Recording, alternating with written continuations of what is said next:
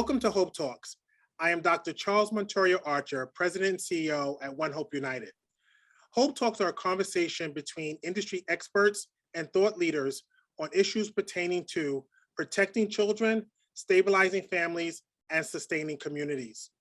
Our guest today is Lauren Wright, Executive Director at Illinois Partners for Human Services, and our conversation topic today will be the impact of partnership. Welcome, Lauren. Oh, thank you. It's great to be here. Thank you so much.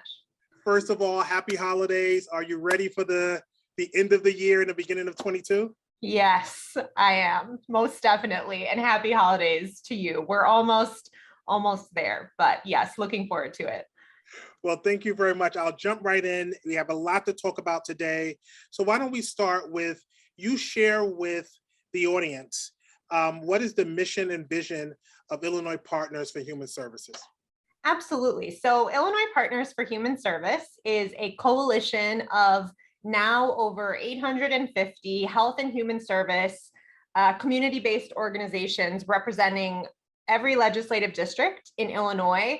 And all of our partners operate in all 102 counties in Illinois. And so our coalition is meant to advocate for sustainable and equitable investment in the health and human service sector. And so our coalition partners encompass the whole breadth and depth of human services. So everything from birth to child care to care for older adults and everything in between. And what we really focus on, particularly in light of COVID, are a couple areas. One is making sure that we understand the interconnections between health and human services. We believe that human services, and we know that human services have been essential to a robust public health response to this pandemic, and that they're an essential part of how we're going to continue to navigate our way out of the pandemic, but that we can't see these two areas as disparate entities. It's our responsibility to collaborate and work together. And that's really what we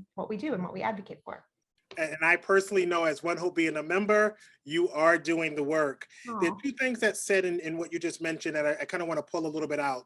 How do you feel that the provider community has been sustained during this pandemic? Oh, that's a great question. I think the provider community has only been sustained through sheer willpower, is how I want to describe it. I think the fact that we have just seen from the beginning of this pandemic, our community organizations, our providers rise to the occasion to meet the needs of their communities. And that has often been in spite of a lack of resources, incredibly difficult workforce related issues, which is a huge topic that I'm sure we'll touch on.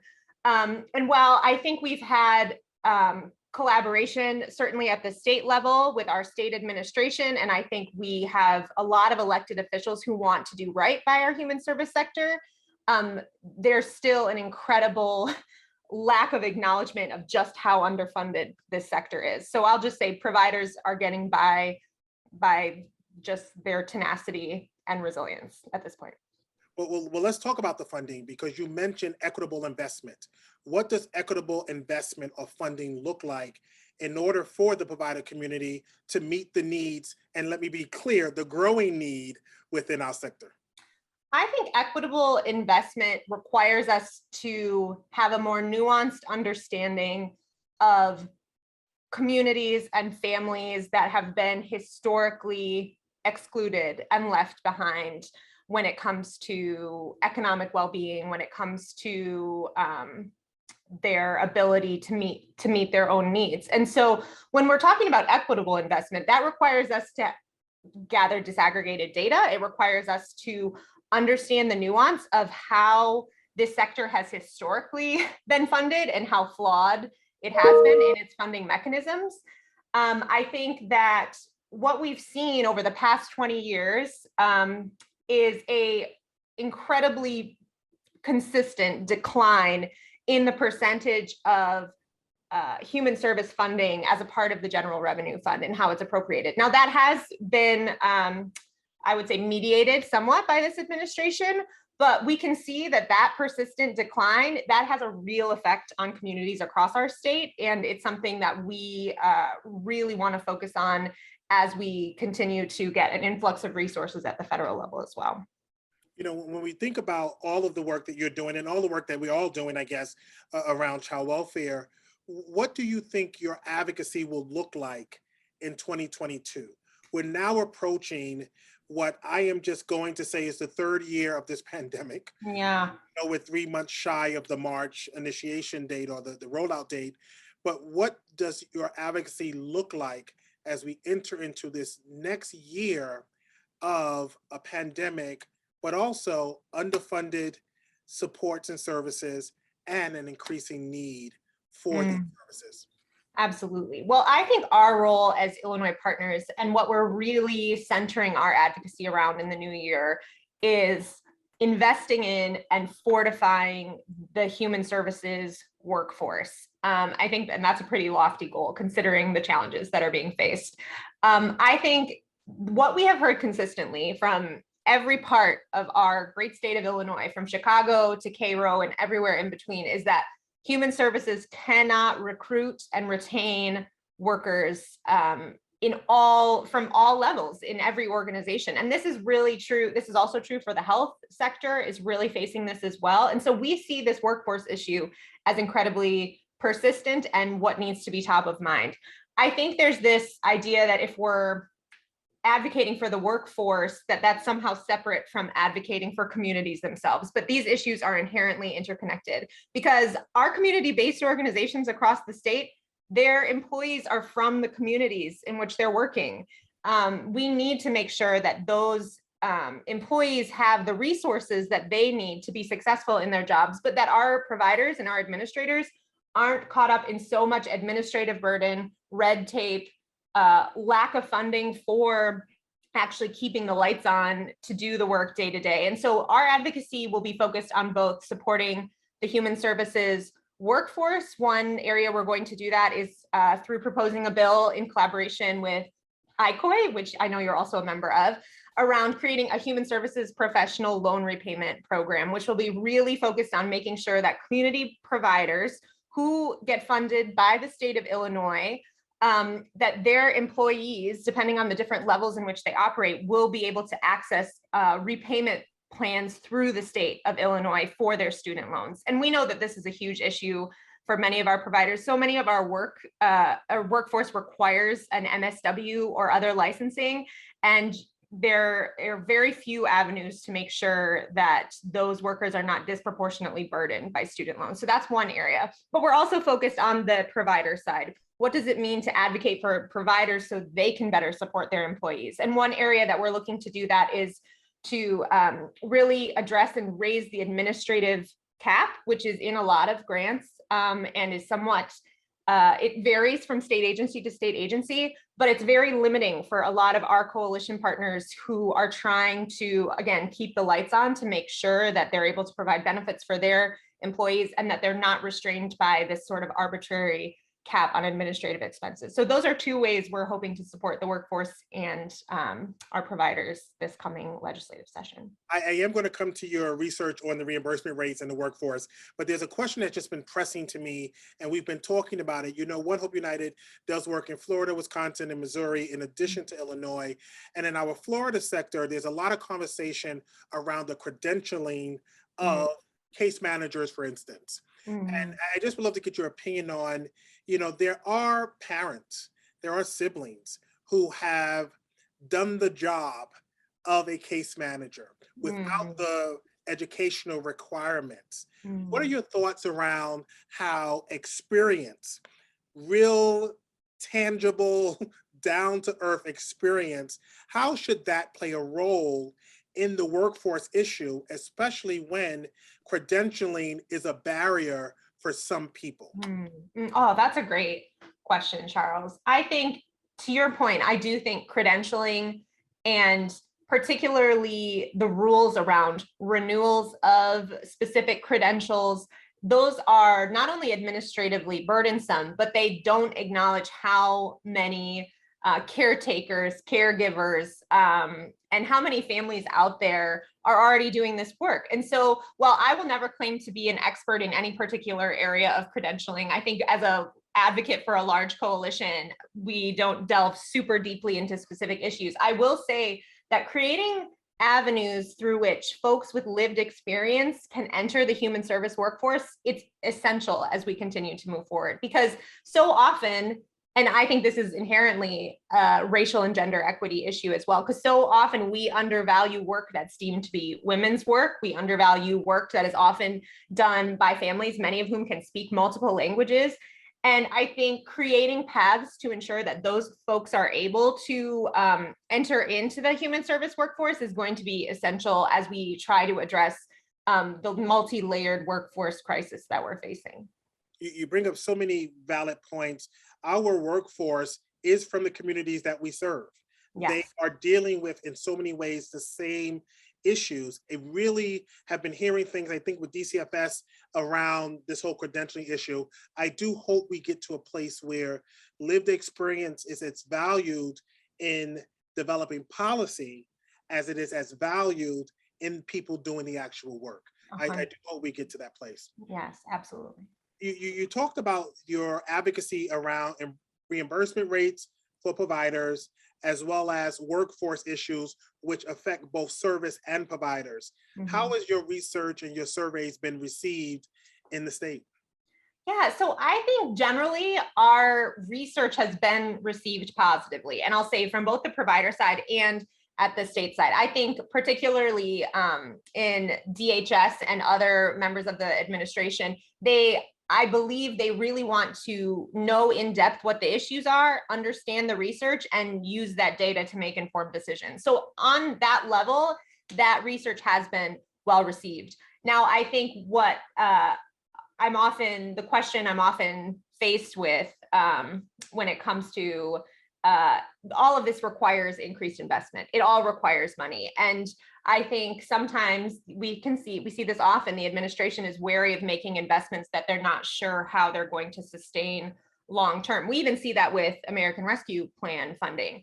And that's why the influx of funding to address issues related to COVID-19 and the pandemic, they didn't address the workforce issues, because the workforce related issues, particularly in our state, they're systemic, they're structural, they're going to require radical imagination of how we can fix this broken system. And so I think in that sense, that can feel really overwhelming to our elected officials. And so my job, I think, is to balance not losing that fundamental belief that we have to rethink and redesign this system so it actually invests in the folks who are doing the work, while also simultaneously making sure that we're proposing issues that can help us get there and make that incremental progress. So that's the constant balance, I think, that advocates and folks in these kinds of positions, I think, are dealing with quite often.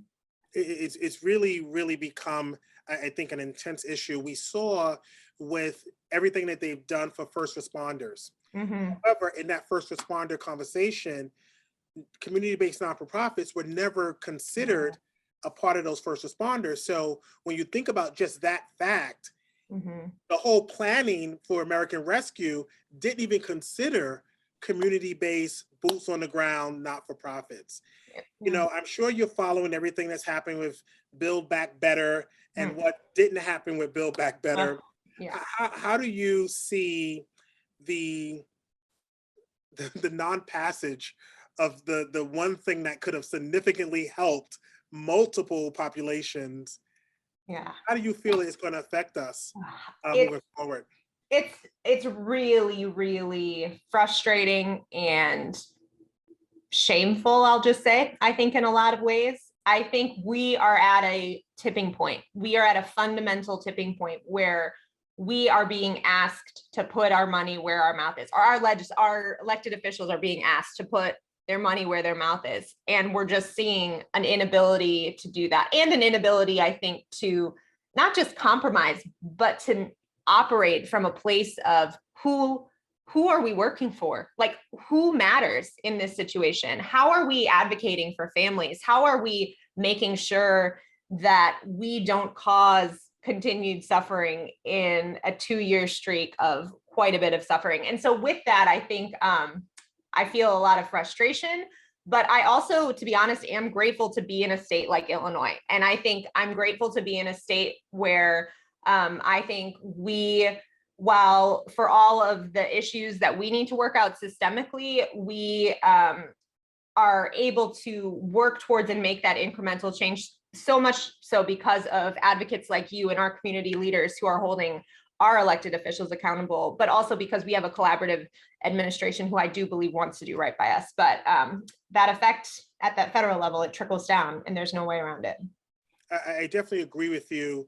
You know, the governor here, the lieutenant governor, you know, Grace Ho, a bunch of the other, you know, people in office really want to, I believe, really want to see the system change. The only challenge is we got to get to the results. Yes. We cannot just live on our intention. We have to get to the results of what, you know, we're attempting to do. There's a lot of conversation going on around JEDI, justice, equity, diversity, and inclusion, and the importance of it and how it has affected all systems of care. How is that work around equity, diversity, inclusion, and justice and affected your mission at Illinois Partners? Oh, that's a great question.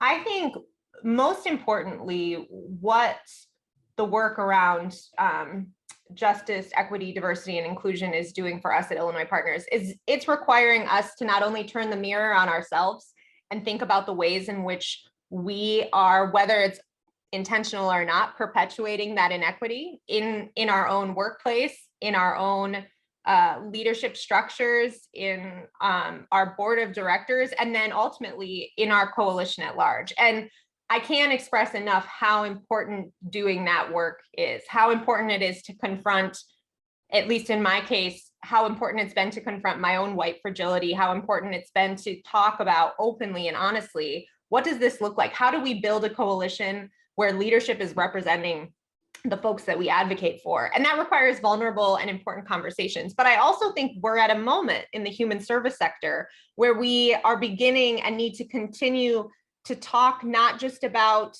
inclusion and not just about what inclusion looks like, but to actually talk about shifting systems of power. Like, what does that mean for human services? And I think we're at a point where we're beginning to have those conversations, but a lot more work needs to be done in many of our organizations to really look at how power operates within our institutions. And so that's something, it will be a never-ending journey. It will be continuous, but I think that as a sector, it's something that we need to continue to talk about and be vulnerable and confront as we move forward. You could not be more spot on around the introspection that this work requires. Before any external work needs to be done, that internal thing within each of our organizations really must continue. Yeah. So with all the work that you are or have been doing, what changes do you hope to see in 2022? Well, I hope to see a fundamental increase in investment in the human service sector. But more than that, I hope we continue to push this shift in how we think about human services. All too often, we, our elected officials, our communities at large, we think, oh, human services, that's for those people over there. That's for those poor or underprivileged, or you name it. We other human services. But the reality is human services are for all of us. Human services and a robust human service sector that meets the needs of my community. It affects me, it affects my family. And so what I hope we continue to push for is that fundamental reframing of the importance of human services in our communities. It's really important because, you know, the reasons why children end up in our system are not limited to economics. Yes. People can get in, children can end up in this system, family end up in the system for various reasons, regardless of what your economic or social status is. So I definitely welcome that effort that you're doing and would love to even talk with you further about this particular. I think part of that discussion has to be the reframing of the terms we use. 100%. Boards of state, I mean, this is just something I really would love to see happen, because what you're talking about is reimagining how people see themselves in systems of care and how Mhm. people see themselves outside of it. And that's on us to work with that language. Absolutely. So much of reframing you're spot on. So much of reframing comes down to language and how we think about and how we talk about our work. And it's on providers have a role, an absolute role in using different language and how we talk about our consumers, our clients, the folks that we interact with, because so much of how we operate and how we live out our work in the world is through language. And so I couldn't agree more with that. Well, stay tuned. You and I will talk more about that one. This is my last question. It's actually been my favorite question of the year, because I think, part of the reason of wanting to start this hope talk is no one's really talking about hope. We're Mm, talking about how do we plug a square peg into a round hole. yeah. We're not really talking about what is giving us hope to continue in this work. So the question is, what is giving you, Lauren Wright, hope? Oh, this is such a good question. And I've actually been thinking about it since you told me you would ask me this question. And I've been thinking about it a lot. And the truth is, in the moments where I feel hopeless, I'll say, I actually watch a video, and I'll send you the link. It's a YouTube video called A Message from the Future to the Years of Repair. And it's a radical imagination. It's a narrated, it's incredible. I'm not going to do it justice. I'm already sold on the title. Okay, great. But there is a quote in that video that says, "We finally understood we couldn't keep patching up the same broken systems. We had to build something new." And what gives me the most hope and when I feel the most hope is when I am listening to and learning from our community leaders who aren't accepting the system as it is, who are saying, actually, this system isn't working. It's not working for my community. It's inequitable and it's unjust. And we're not going to settle for it. And I think there are community leaders all across this amazing state that are doing that work. And it's hard work. And it's on top of your day job, because you're one of these people, Charles. It's on top of your day job that you're saying, actually, I'm not going to settle for this system as it is. And so that is actually what gives me hope in these times, our collective voice and our collective advocacy in not settling for a system that's broken. Well, Lauren, I could not agree with you more. Please tell our audience, how do we find you? How do we find out more about Illinois Partners before we close? Yeah, so you can visit our website, illinoispartners.org. We're also on Facebook and Twitter. That's where you'll find us. All of our team contact information is there as well. So give us a visit. Well, thank you so much for being here. Thank you all for watching this episode of Hope Talks. This has been a fantastic year for us at One Hope United to be talking about the one thing that's really important to us, the hope that we give and receive from those who work in our system of care. So I thank you for being with us on this journey this year. I wish you all the best in this holiday season, and may you have a prosperous New Year's. I'll see you in 2022. Thank you.